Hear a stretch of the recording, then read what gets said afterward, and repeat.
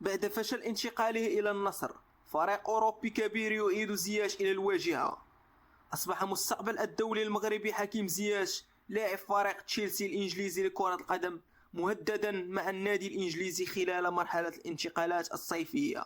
وكشفت تقارير صحفية إيطالية أن إدارة الميلان أصبحت تتصدر في الوقت الراهن سباق التعاقد مع زياش في ظل فشل انتقاله إلى الدوري السعودي.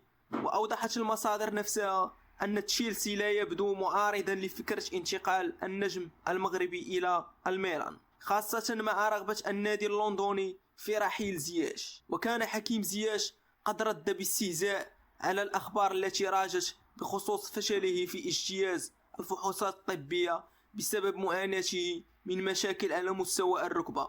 ونشر النجم المغربي عبر حسابه الرسمي بموقع التواصل الاجتماعي انستغرام صورة وهو يخوض إحدى الحصص التدريبية، حيث علق عليها مستهزئا: مشكل في الركبة صحيح.